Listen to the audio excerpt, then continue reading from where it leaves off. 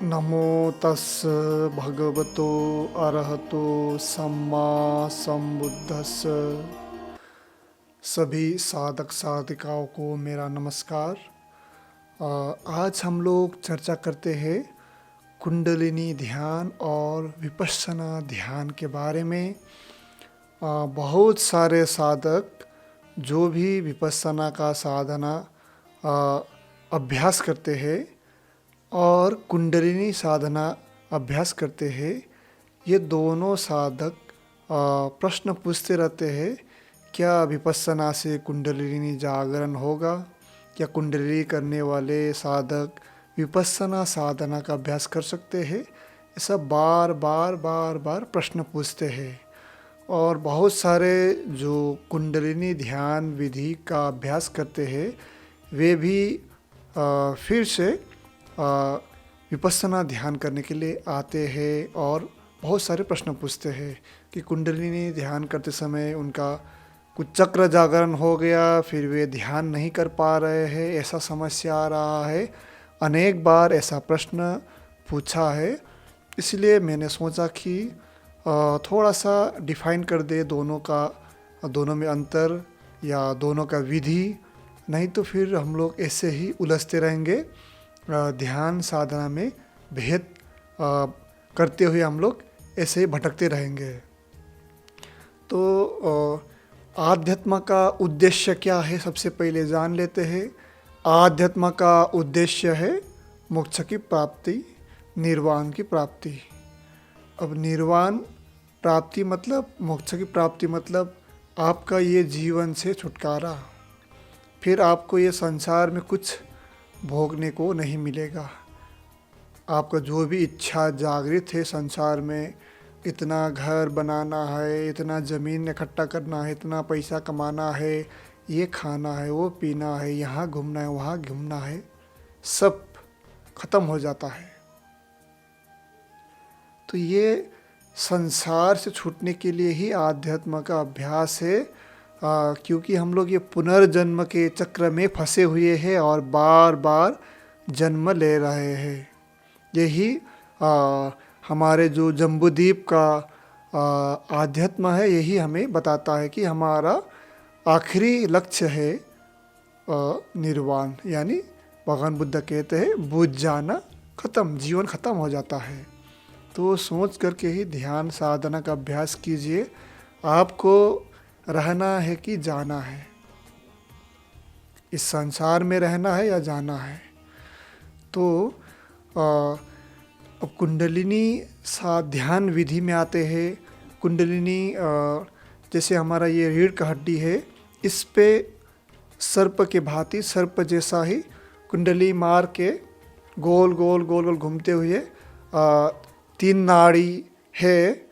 और ये रीढ़ की हड्डी के साथ साथ 7 चक्र भी जुड़ा हुआ है, जो विशेष विशेष स्थान पर स्थित है। और कुंडलिनी ध्यान विधि में वो विशेष स्थान पर ध्यान केंद्रित करके उस चक्र को जगाया जाता है और जगाने की विद्या का ज्ञान देते हैं कि आप इस जगह पे फोकस करिए, फिर ये जगह पे जब चक्र जागृत हो जाएगा तो फिर थोड़ा सा आगे बढ़िए, थोड़ा सा आगे बढ़िए। इसीलिए स्टेप बाय स्टेप और ये सिर के ऊपर सहस्त्रार चक्र है, वहाँ तक पहुँचाया जाता है। वहाँ तक आपको ध्यान करने की विधि सिखाया जाता है।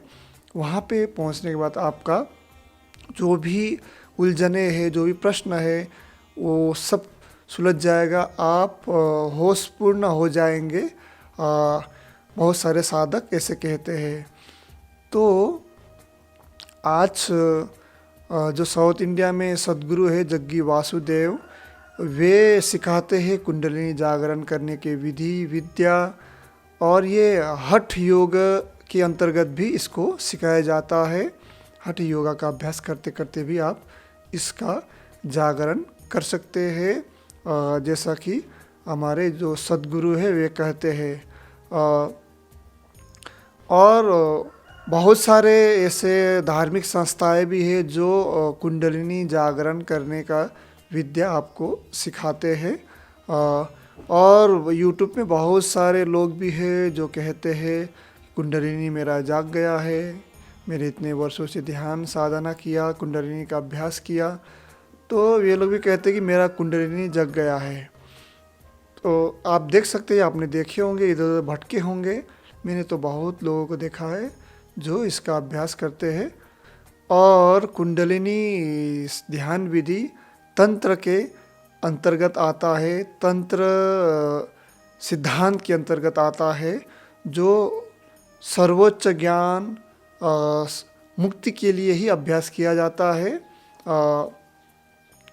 और आपने देखा होगा जो ये कुंडलिनी साधना का अभ्यास करने वाले, जैसे कि हम सद्गुरु को देखते हैं, उनका चेहरे का हाव भाव, शरीर का हाव भाव कुछ प्राप्त किया हुआ जैसा आपको दिखाई देगा। ऐसे नहीं कि कुछ भी कर रहा हो। तो थोड़ा सा आप इसको देखना चाहिए कि जो सही में अभ्यास करते हैं उनका क्या होता है, उसमें उनमें क्या परिवर्तन आता है। तो उनको आप देख करके थोड़ा महसूस कर सकते हैं। और भी बहुत सारे योगी है, सिद्ध योगी है, इन्होंने इसका अभ्यास करके अपने आप को अच्छे स्थिति पे, अच्छे ध्यान में ले गए हैं। उनको भी आप देख सकते हैं। तो उनको आप फॉलो कर सकते हैं, उनको आप देख सकते हैं। ये ध्यान विधि भी रिसर्च करने वाला है, आपको खुद ही इस पे चल करके इसको आप जान सकते हैं। किसी के द्वारा बताया, किसी के द्वारा कहने से नहीं होगा, आपको इस पे चलना पड़ेगा। फिर आते हैं अब विपस्सना साधना में। विपस्सना मतलब होता है विशेष प्रकार से देखना, विपरीत देखना, अपने आप को देखना। अपने आप को देखना विपस्सना साधना में होता है कायानुपस्सना, शरीर को देखना, वेदनानुपस्सना, शरीर में होने वाले संवेदनाओं को देखना, और फिर होता है चित्तानुपस्सना, अपने चित्त को देखना, मन को देखना। फिर होता है धम्मानुपस्सना, धर्म को देखना। इस ध्यान विधि को सीखने से पहले आपको आनापानसति साधना सिखाया जाता है। आनापानसति साधना में आती जाती स्वाभाविक श्वासों को देखते देखते देखते आप इसको एक अलग पहाड़ पे खड़ा होकर के, जैसे नीचे चरते हुए गायों को या नीचे से गुजरते हुए गाड़ियों को देख सकते हैं, उसी भांति अपने स्वाभाविक श्वास को आते जाते रुकते, फिर बहुत देर तक नहीं आते, आवश्यकता पड़ने पर फिर आते जाते, इसको आराम से देख सकते हैं। बिना कोई चॉइस के, बिना कोई इच्छा के, आप सिर्फ इस एक दृष्टा के भांति इसको देखने में सक्षम होंगे। फिर ये श्वास के माध्यम से फिर आप शरीर में होने वाले संवेदनाओं को जानते हैं, शरीर को भी देखते हैं। इसको देखते देखते देखते शरीर के वास्तविकता को आप देखने में सक्षम होते हैं कि शरीर में तत्क्षण घटना घटते रहता है। कभी यहाँ पे कुछ महसूस होता है, कभी वहाँ पे कुछ होता है। फिर ये विचारों में, चित्त में कुछ विचार आते हैं, जाते हैं, ख़त्म होता है। तो ऐसे आप जान सकते हैं। ऐसे जानते जानते जानते जानते जानते आप शरीर से, मन से आप अलग हो जाएंगे। भगवान बुद्ध कहते हैं काय मनसा, शरीर और मन, इसको अपना मानने के कारण हम लोग इस दुख में पड़ते हैं।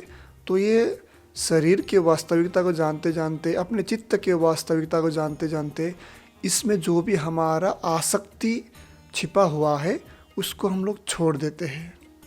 ये शरीर का स्वभाव है, इसमें ऐसा परिवर्तन होता रहता है। ये मन का, ये चित्त का स्वभाव है। विचार आते हैं, जाते हैं, कभी सुख होता है, कभी दुख होता है, कभी हंसता है, कभी रोता है। तो इसको आप जानेंगे, आप इससे अनटच रहेंगे। आप सिर्फ एक दृष्टा के भांति इसको जानते जानते जानते जानते, और होश ऐसा बढ़ेगा, होश ऐसा बढ़ेगा, आप दुखी में दुखी नहीं होंगे, सुखी में सुखी नहीं होंगे। सदा प्रसन्नता की स्थिति में आप रहने में सफल होंगे। बहुत सारे भिक्षुगण हैं, बहुत सारे उपासकगण हैं बहुत देशों में इसका अभ्यास किया जाता है। आप उनके उपदेशों को सुन करके या उनको देख करके ही पता लगा सकते हैं। और भगवान बुद्ध के समय में सिर्फ बुद्ध ही जो धर्म का अभ्यास करते थे और ध्यान का अभ्यास करते थे, उन सभी योगियों को, उन सभी भिक्षुओं को, उन सभी उपासक उपासिकाओं को ये उपासक, ये भिक्षु या ये साधक इस फल को प्राप्त कर चुके हैं। ये साधक सोतापत्ति है, ये साधक सगदागामी, ये साधक अनागामी है, ये साधक अरहत है, ऐसा कह करके संबोधित किया करते थे। अन्य कोई भी अरहत जन, अन्य कोई भी भिक्षु, अन्य कोई भी उपासक ये नहीं बता सकते थे कि इनको ये अरहत की प्राप्ति हुआ है, ऐसा नहीं कह सकते, वो ऐसा नहीं कहते थे। ये सिर्फ भगवान बुद्ध ही कहते थे कि ये इस अवस्था में पहुंच चुका है। इसीलिए ये विपस्सना ध्यान साधना करते करते करते करते कोई आपके दोस्त या आपके कोई गुरुजन भी कहे कि आपको ये फल प्राप्त हुआ है, तो ये असत्य कहलाएगा, क्योंकि भगवान बुद्ध के समय सिर्फ भगवान बुद्ध ही ऐसे डिक्लेयर किया करते थे कि हाँ, इनको ये फल की प्राप्ति हुआ है। तो बहुत सारे उपासकगण भी ऐसे फल अभी हमको कब मिलेगा सोतापत्ति, कब सगदागामी, कब अनागामी, कब अरहत की प्राप्ति मिलेगा, ऐसा चर्चा किया करते हैं। हमारा उद्देश्य है ध्यान साधना का अभ्यास करके, धर्म का अभ्यास करके ये सांसारिक चक्र से मुक्ति होना है। संसार के सभी जीव जंतु को, विशेषकर मनुष्य को ये धर्म बताना है। उनके मन में भी ये श्रद्धा जगे, सद्भावना जगे, दया करुणा मैत्री जगे, यही उद्देश्य है। तो ये दोनों में डिफरेंस समझ में आ गया होगा। दोनों का उद्देश्य तो एक ही है, लेकिन ध्यान करने का विधि अलग है। और आपको पता होगा संसार में विद्वानों से ज़्यादा मूर्खों की संख्या ज़्यादा है। तो सभी चीज़ों में मिलावट आपको देखने को मिलेगा। बाज़ार में जाएंगे तो कुछ भी आप देखेंगे, सब में आपको डुप्लीकेट या उसमें मिलावट first copy, second copy, third copy तक आपको देखने को मिलेगा। तो सही गुरु, सही विद्या, सही ध्यान विधि, सही चीज़ पाने के लिए आपको सही साथी की आवश्यकता होता है। उससे भी ज़्यादा आपका पुण्य की आवश्यकता होता है। उससे भी ज़्यादा आपका होश, आपका शांत स्वभाव, आपका सब्र, ये सब मैटर करता है कि आप में कितना सहन शक्ति है, आपका कितना पुण्य है, आपका दोस्त कैसा है, आपका गुरु कैसा है, ये सभी मैटर करता है। इसीलिए जो भी साधक विपस्सना साधना का अभ्यास कर रहा है, तो विपस्सना साधना का अभ्यास बहुत अच्छा से कीजिए। समय लगेगा, समय लीजिए, 1 साल, 2 साल, 3 साल, 20 साल, 40 साल, या इस जीवन या अगले जीवन, ये अभ्यास करते रहना है हम लोगों को, ताकि हम लोग कभी बुद्ध पुरुष से मिलेंगे या अन्य कोई बड़े गुरुजन से मिलेंगे। जो भी कुंडलिनी ध्यान का अभ्यास कर रहे हैं वो भी अभ्यास करते रहे, अच्छे अच्छे गुरु से मिलिए, उनसे और बढ़िया से सीखिए, अभ्यास करते रहे। लेकिन दोनों को कभी मत जोड़िए। बहुत सारे साधक पता नहीं कहाँ जा कर के वे लोग ध्यान साधना का अभ्यास करते हैं, फिर व्हाट्सएप नंबर पे या मैसेज के द्वारा ये मैसेज करते हैं कि हमने इस साधना का अभ्यास किया था, तब से मेरा सिर में दर्द रहता है, चक्कर आता है, मैं बहुत पागलों की तरह भटक रहा हूँ, ऐसा कह करके मैसेज करते हैं। तो ध्यान विधि बहुत ही सावधानी के साथ करना है, सब्र के साथ करना है। ये ध्यान अभ्यास करने के साथ ही आप ये डिक्लेयर नहीं करना है कि मुझे ये प्राप्त हो गया है, ये प्राप्त हो गया है। ऐसे जोड़ेंगे तोड़ेंगे तो आपका ही नुकसान होगा, कुछ प्राप्त नहीं होगा। ये ध्यान विधि के साथ साथ अगर आप धर्म का अध्ययन, धर्म श्रवण और धर्म का पठन पाठन करते रहेंगे, इसको व्यवहार में उतारेंगे, तो ये और लाभ होगा।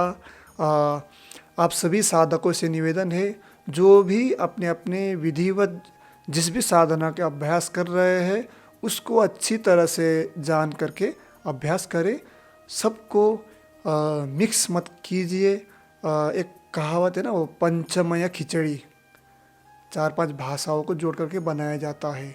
खिचड़ी नहीं बनाना है हम लोगों को, जो भी सामने उसको शुद्ध रूप से अपनाना है।